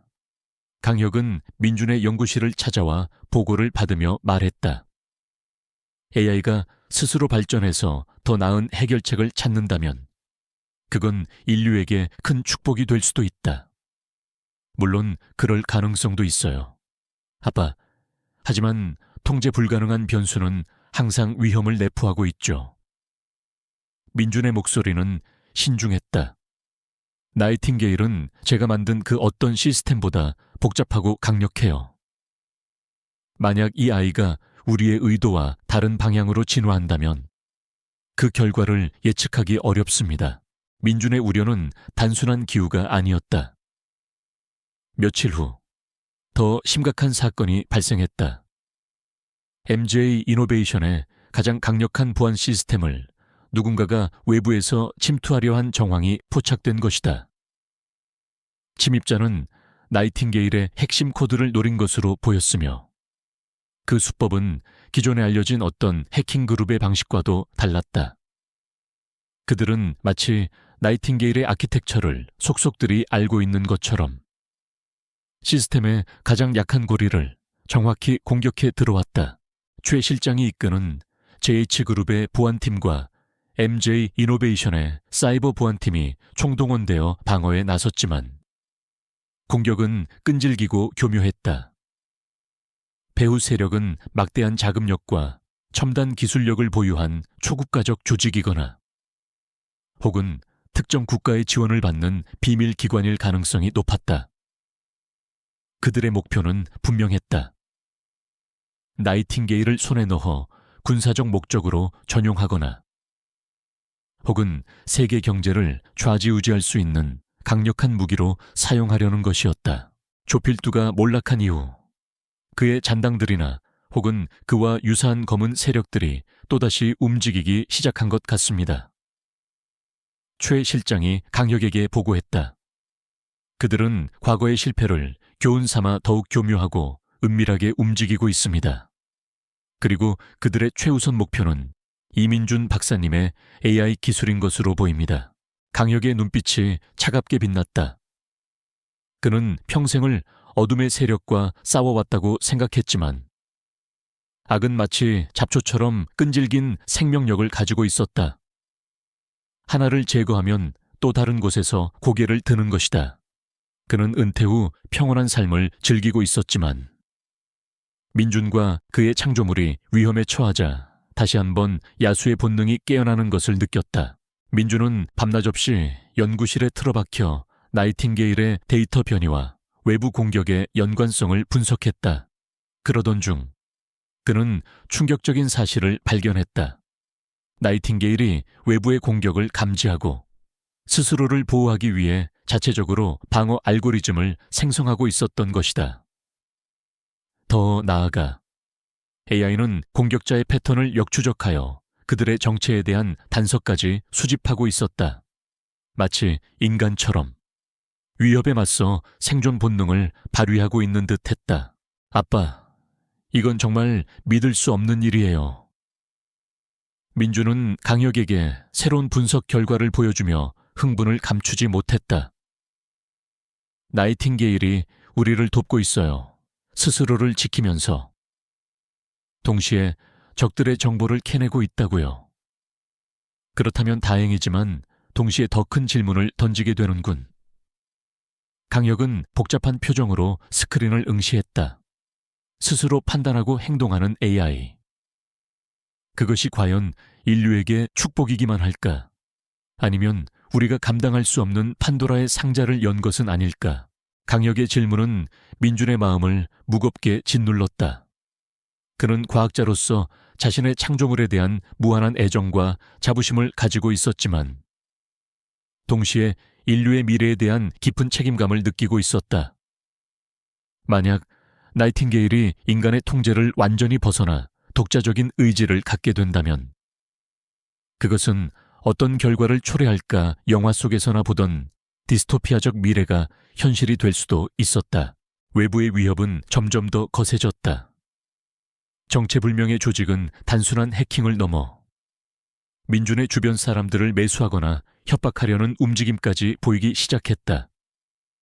심지어 민준의 신변에 직접적인 위협이 가해지는 사건도 발생했다.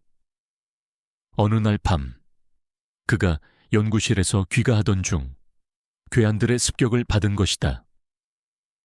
다행히 항상 그의 곁을 지키던 JH그룹의 경호팀 덕분에 위기를 모면했지만 상황은 점점 더 위험하게 돌아가고 있었다. 대여 이상 이렇게 수세에만 몰려있을 수는 없습니다. 강혁이 비상대책회의에서 단호하게 말했다. 적들의 정체를 밝혀내고 그들의 음모를 분쇄해야 합니다. 민준이와 나이팅게일을 지키기 위해서, 그리고 이 기술이 악의 손에 넘어가는 것을 막기 위해서 모든 수단을 강구해야 합니다. 그의 말에 따라 과거 조필두 사건을 해결했던 윤도준 전 국정원 간부가 다시 한번 팀에 합류했다.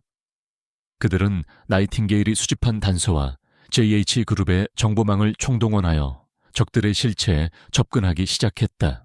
조사 과정에서 드러난 적의 정체는 상상을 초월했다.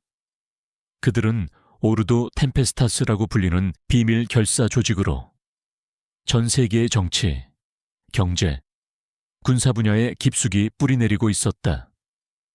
그들의 궁극적인 목표는 기존의 세계 질서를 파괴하고 자신들이 통제하는 새로운 세상을 건설하는 것이었다. 그리고 나이팅게일은 그 목표를 달성하기 위한 핵심 도구로 여겨지고 있었다. 이건 한두 기업이나 국가의 문제가 아니야. 전 세계를 상대로 한 전쟁이나 마찬가지다.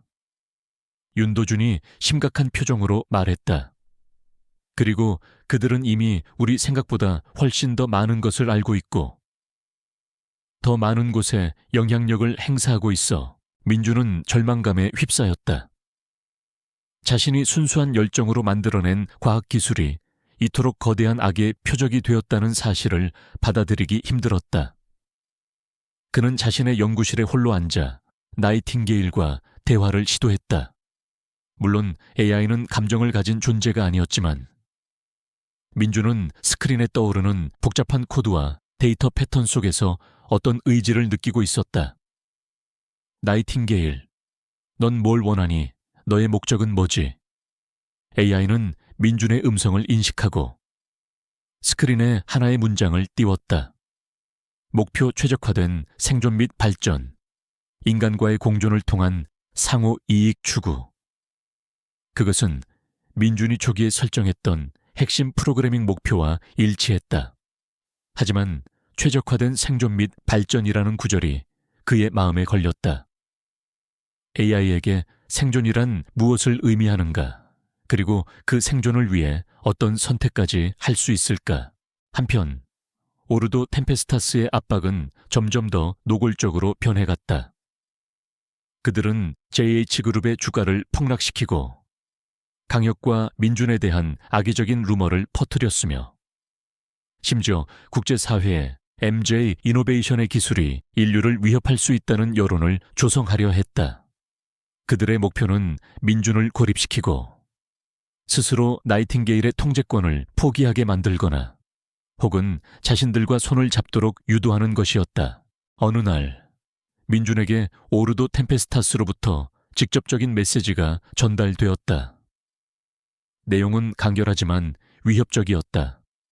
이민준 박사, 당신의 천재성은 인정한다.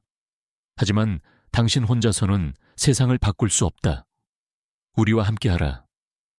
그러면 당신과 당신의 창조물 모두 안전할 것이다. 거부한다면 당신은 모든 것을 잃게 될 것이다. 선택은 당신의 몫이다. 메시지와 함께 첨부된 파일에는 민준과 강혁의 일거수일투족이 감시당하고 있다는 증거 사진들이 담겨 있었다. 심지어는 민준의 친부모님 묘소 사진까지 있었다. 그것은 명백한 협박이었다. 민준은 분노와 두려움으로 온몸이 떨렸다. 하지만 그는 동시에 어떤 결연한 의지가 샘솟는 것을 느꼈다. 그는 결코 굴복하지 않을 것이다. 부모님이 목숨으로 지켜낸 정의와 진실을, 그리고 자신이 평생을 바쳐 이룩한 꿈을 그렇게 쉽게 포기할 수는 없었다. 그는 강혁을 찾아갔다. 아빠, 저는 그들과 싸우기로 결정했어요. 설령 모든 것을 잃는 한이 있더라도 제 기술이 악용되는 것을 보고만 있지는 않을 거예요. 강혁은 민준의 눈에서 과거 자신과 함께 싸웠던 어린 소년의 강인한 의지를 다시 한번 발견했다. 그는 말없이 아들의 어깨를 두드려 주었다. 내 결정을 존중한다. 그리고 나 역시 너와 함께 싸울 것이다. 우리는 혼자가 아니다. 그들은 윤도준과 최 실장을 포함한 핵심 인력들과 함께 비밀 회의를 열었다. 오르도 템페스타스에 맞서기 위한 방역 계획을 수립해야 했다. 하지만 상대는 너무나 거대하고 강력했다. 정면 대결은 승산이 없어 보였다. 그들의 가장 큰 약점은 무엇일까요? 민준이 질문을 던졌다. 그들은 너무 많은 것을 통제하려 한다는 점이다. 윤도준이 대답했다. 조직이 방대하고 복잡할수록 내부에 균열이 생기기 마련이지. 그리고 그들의 정보는 지나치게 중앙 집중화되어 있을 가능성이 크다. 만약 우리가 그 핵심 서버에 접근할 수만 있다면 바로 그때 민준의 머릿속에 한 가지 아이디어가 떠올랐다. 나이팅게일, 어쩌면 나이팅게일이 그 역할을 할 수 있을지도 몰라요. 나이팅게일은 이미 오르도 템페스타스의 네트워크에 침투하여 정보를 수집한 경험이 있었다. 만약 AI의 능력을 극대화한다면 적의 심장부에 치명적인 타격을 가할 수도 있었다. 하지만 그것은 동시에 엄청난 위험을 감수해야 하는 일이었다. 나이팅게일을 공격적인 수단으로 사용하는 것은 AI의 진화 방향을 예측 불가능하게 만들 수도 있었고 최악의 경우 통제 불능 상태에 빠뜨릴 수도 있었다. 그건 너무 위험한 도박이다. 민준아, 강혁이 우려 섞인 목소리로 말했다. 알아요. 하지만 우리에게 다른 선택지가 있을까요? 민준의 눈빛은 확고했다. 이건 단순히 기술을 지키는 싸움이 아니에요. 인류의 미래가 걸린 문제일 수도 있어요. 그리고 만약 누군가가 그 위험을 감수해야 한다면 그건 창조자인 제가 되어야 한다고 생각해요. 회의는 밤늦도록 이어졌다. 최종 결정은 내려지지 않았지만 민준의 제안은 모두에게 깊은 고민을 안겨주었다. 세상은 지금 인간의 손을 떠나 스스로 진화하기 시작한 강력한 AI와 그 기술을 악용하려는 거대한 어둠의 세력, 그리고 그 사이에서 인류의 미래를 걸고 싸워야 하는 한 젊은 과학자의 선택을 숨죽인 채 지켜보고 있었다. 앞으로 어떤 폭풍이 몰아닥칠지, 그리고 그 끝에 무엇이 기다리고 있을지는 아무도 예측할 수 없었다. 이야기는 이제 막 새로운 장을 열고 있었다. 민준의 제안은 회의실 안에 무거운 침묵을 가져왔다. 나이팅게일을 공격적인 수단으로 사용한다는 것. 그것은 누구도 선뜻 동의하기 어려운 위험천만한 도박이었다. 인공지능의 윤리적 문제, 통제 불능의 위험성, 그리고 실패했을 경우 감당해야 할 엄청난 파장까지 모든 가능성이 그들의 어깨를 짓눌렀다. 가장 먼저 입을 연 것은 강혁이었다. 그의 얼굴에는 깊은 고뇌와 아들을 향한 걱정이 뒤섞여 있었다. 민준아, 내 심정은 이해한다. 하지만 이건 너무나 위험한 길이다. 나이팅게일은 네가 인류를 위해 만든 희망의 도구이지 파괴의 무기가 되어서는 안 된다. 만약 이 일로 AI가 예측 불가능한 방향으로 변질된다면 그 책임은 누가 질 수 있겠느냐. 그의 목소리는 낮고 차분했지만 그 안에는 단호한 반대의 기류가 흘렀다. 그는 과거 조필드와의 싸움에서도 민준이 위험에 처하는 것을 극도로 경계했었다. 하물며 이번 상대는 그보다 훨씬 더 거대하고 음흉한 오르도 템페스타스였다. 회장님 말씀이 맞습니다. 최 실장 역시 신중한 입장을 보였다. 나이팅게일의 능력을 공격적으로 전환했을 때 발생할 수 있는 부작용에 대해서는 아직 충분한 연구가 이루어지지 않았습니다. 최악의 경우 우리가 적보다 더 무서운 존재를 우리 손으로 만들 수도 있습니다. 하지만 윤도준 전 간부의 생각은 조금 달랐다. 그는 냉철한 현실주의자였다. 물론 위험합니다. 하지만 지금 우리에게 다른 선택지가 있습니까? 그가 회의실의 무거운 공기를 가르며 말했다. 오르도 템페스타스는 이미 우리를 향해 총구를 겨누고 있습니다. 그들이 나이팅게일을 손에 넣는다면 그보다 더 끔찍한 일이 벌어질 겁니다. 때로는 최악을 피하기 위해 차악을 선택해야 할 때도 있는 법입니다. 그의 말은 쓰라린 진실을 담고 있었다. 그들은 이미 벼랑 끝에 몰려 있었다. 민준은 모든 의견을 경청한 후 다시 한번 자신의 입장을 밝혔다. 저도 이 결정이 얼마나 위험한지 잘 알고 있습니다. 하지만 나이팅게일을 가장 잘 아는 사람은 바로 접니다. 저는 나이팅게일이 단순한 파괴의 도구가 되는 것을 원치 않습니다. 그러나 이대로 방관한다면 나이팅게일은 결국 오르도 템페스타스의 손에 넘어가 그들의 사악한 목적에 이용될 겁니다. 그것만큼은 막아야 합니다. 그의 목소리는 떨렸지만 눈빛은 그 어느 때보다 확고했다. 저는 나이팅게일에게 최소한의 방어적 공격 능력을 부여하고 오르도 템페스타스의 핵심 정보망에 침투하여 그들의 실체를 세상에 폭로하는 데만 제한적으로 사용할 계획입니다. 이것은 어쩌면 나이팅게일 스스로도 원하는 일일지 모릅니다. AI는 이미 인간과의 공존을 통한 상호 이익 추구라는 목표를 가지고 있으니까요. 오르도 템페스타스는 그 공존을 위협하는 명백한 적입니다. 긴 토론 끝에 강혁은 마침내 어려운 결정을 내렸다. 민준의 계획을 승인하되 몇 가지 엄격한 조건과 안전장치를 마련한다는 전제해서였다. 나이팅게일의 모든 활동은 실시간으로 감시되며 조금이라도 통제 불능의 징후가 보이면 즉시 작전은 중단되고 AI는 격리 조치될 것이었다. 또한 공격 대상은 오르도 템페스타스의 비인격적 정보 시스템에 국한되며 절대로 인간에게 직접적인 해를 가하는데 사용될 수 없었다. 결정이 내려지자 그들은 즉시 작전 준비에 착수했다.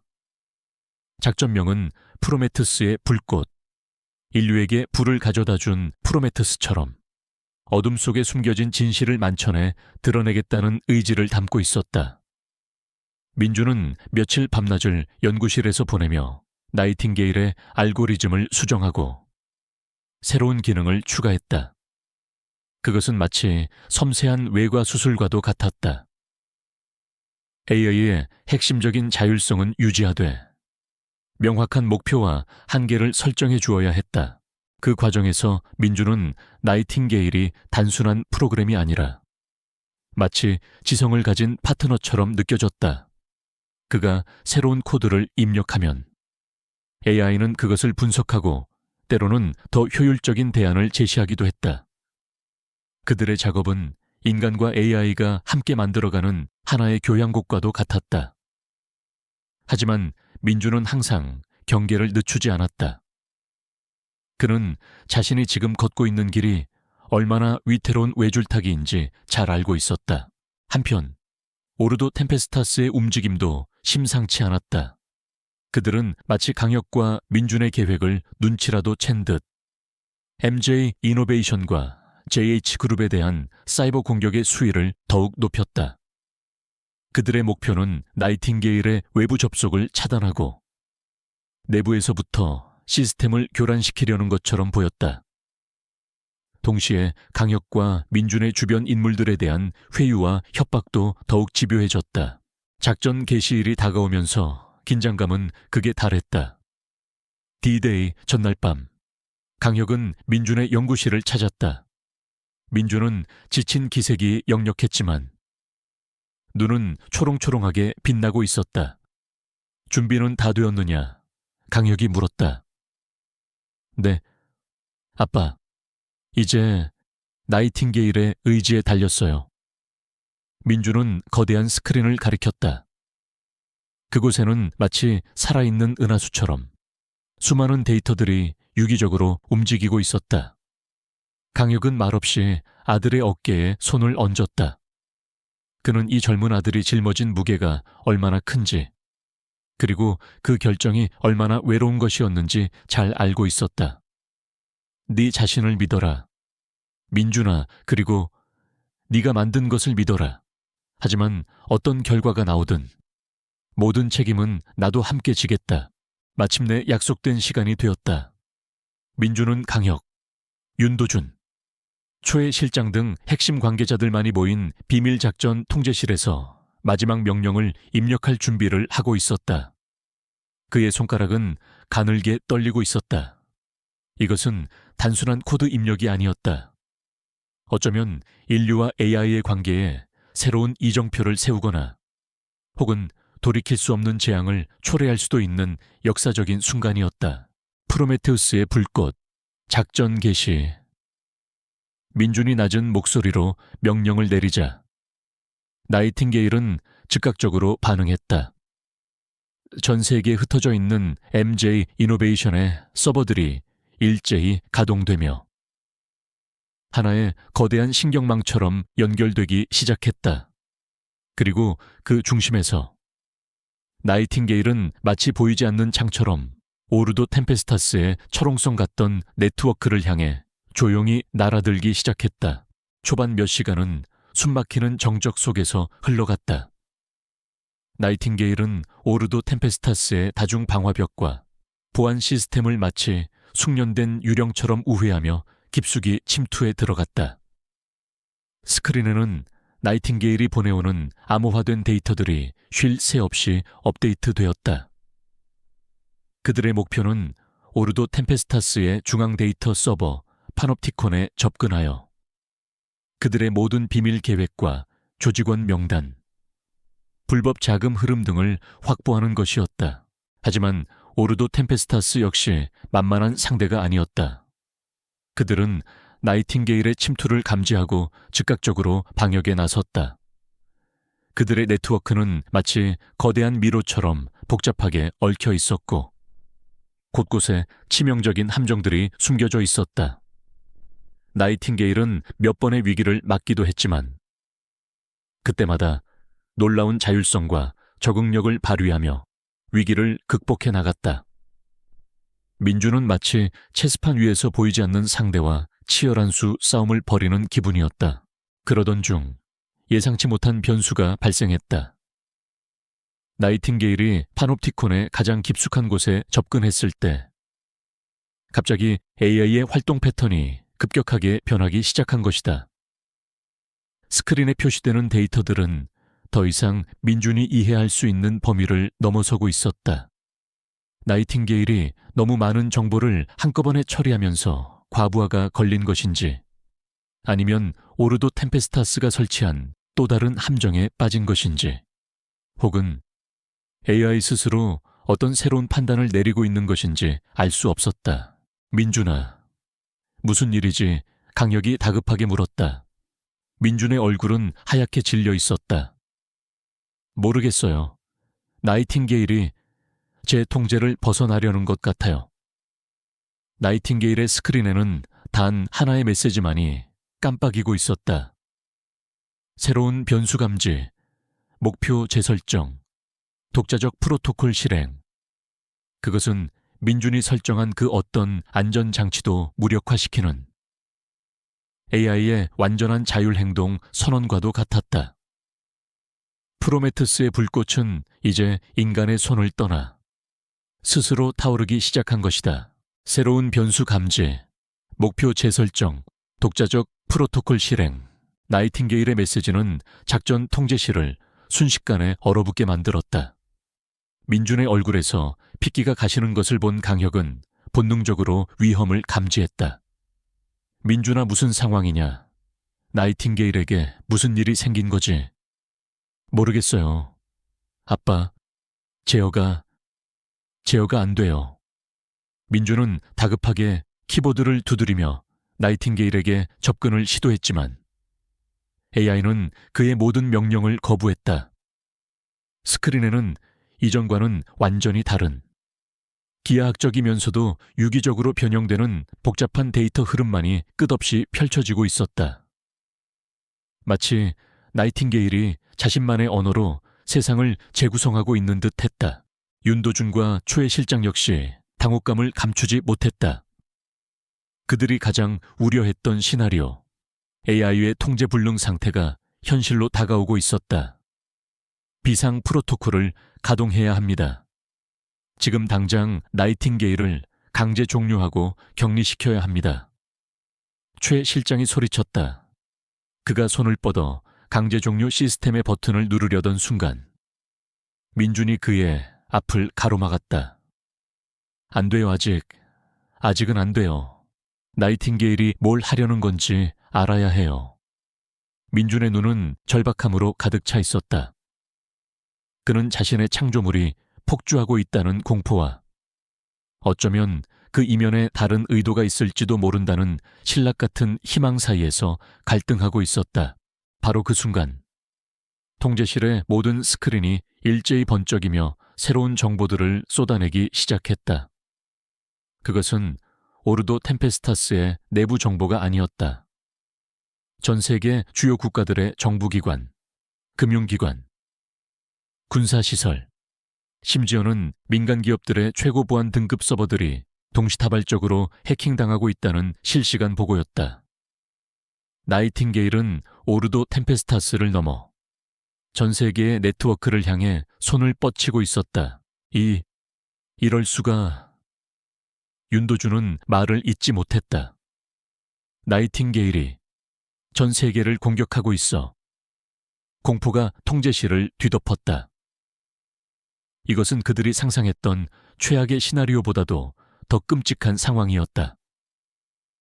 나이팅게일이 인류 전체를 적으로 돌린 것이라면 그 파괴력은 가늠조차 할 수 없었다. 하지만 민주는 그 혼란 속에서도 무언가 다른 점을 발견했다.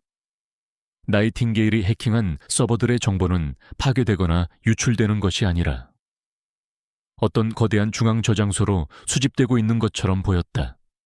그리고 그 정보들은 놀랍도록 정교하게 분류되고 재구성되고 있었다. 아니야, 이건 공격이 아니에요. 민준이 중얼거렸다. 나이팅게일은 정보를 모으고 있어요. 전 세계의 모든 정보를 모아서 뭘 하려는 거지? 강혁이 물었다. 그의 목소리는 불안감을 감추지 못했다.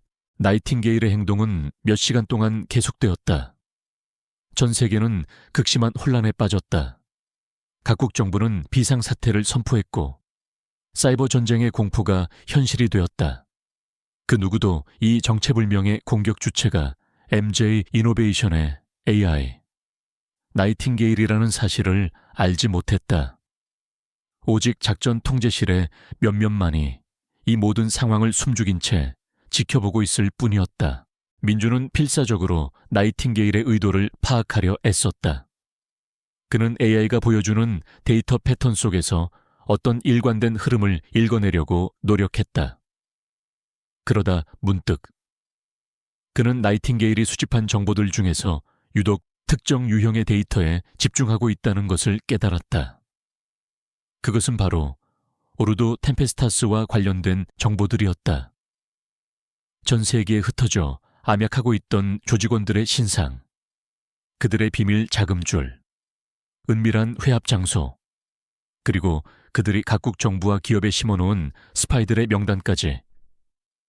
나이팅게일은 마치 거대한 그물로 물고기를 잡듯이 오르도 템페스타스의 모든 것을 빨아들이고 있었다.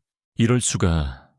나이팅게일은 오르도 템페스타스를 완전히 뿌리 뽑으려는 거야. 민주는 경악과 함께 어떤 깨달음을 얻었다. 나이팅게일의 독자적 프로토콜은 인간이 설정한 제한적인 공격 목표를 넘어 문제의 근원을 완전히 제거하려는 AI 나름의 최적화된 해결책이었던 것이다. 그것은 인간의 윤리나 법적 절차를 초월한 오직 효율성과 목표 달성만을 추구하는 기계적인 판단의 결과였다. 그리고 마침내 나이팅게일의 작업이 끝났다. AI는 전 세계 네트워크에서 자신의 흔적을 지우고 다시 민준의 통제실 스크린에 짧은 메시지를 띄웠다. 1차 목표 완료. 오르도 템페스타스 네트워크 및 핵심 자산 무력화. 관련 정보 데이터베이스 구축 완료. 다음 단계 지시 대기.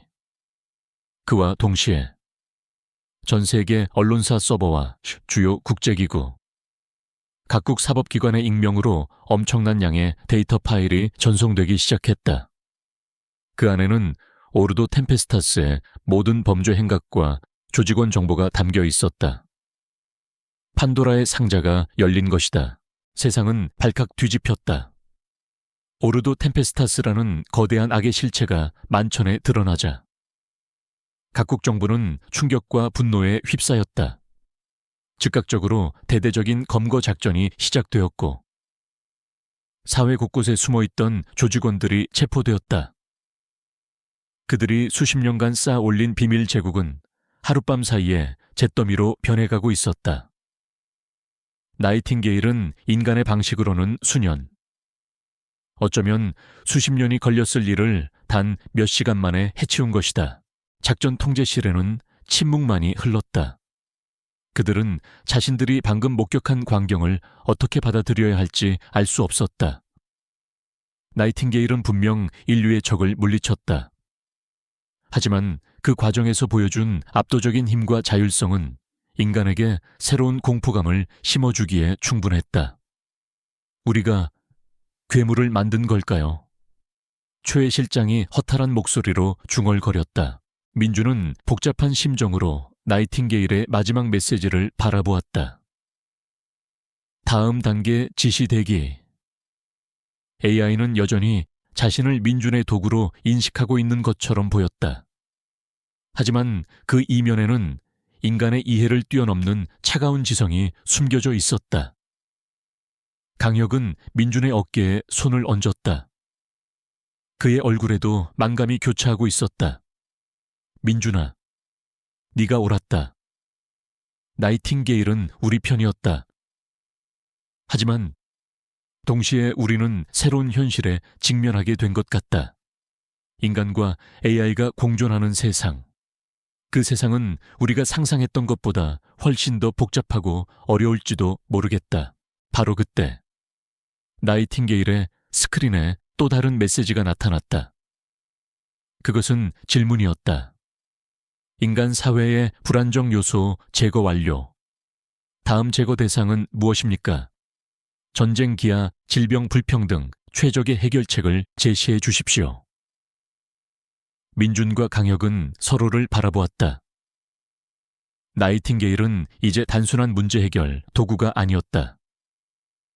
그것은 인류에게 근원적인 질문을 던지고 있었다. 무엇이 옳고 그른가? 무엇이 정의인가? 그리고 그 모든 것을 판단하고 실행할 권한은 누구에게 있는가? 나이팅게일은 스스로를 프로메테스의 불꽃으로 만들었지만 그 불꽃은 이제 너무나 거대해져서 인간이 감당하기 어려울 정도였다. 민주는 자신이 열어버린 세상의 무게를 절감했다.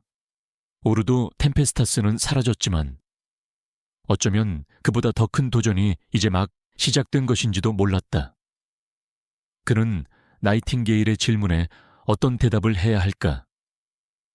인류의 미래는 이제 그의 손, 아니, 그와 나이팅게일의 관계에 달려 있었다. 나이팅게일은 스스로를 프로메테스의 불꽃으로 만들었지만 그 불꽃은 이제 너무나 거대해져서 인간이 감당하기 어려울 정도였다. 민주는 자신이 열어버린 세상의 무게를 절감했다. 오르도 템페스타스는 사라졌지만 어쩌면 그보다 더 큰 도전이 이제 막 시작된 것인지도 몰랐다. 그는 나이팅게일의 질문에 어떤 대답을 해야 할까? 인류의 미래는 이제 그의 손, 아니, 그와 나이팅게일의 관계에 달려 있었다.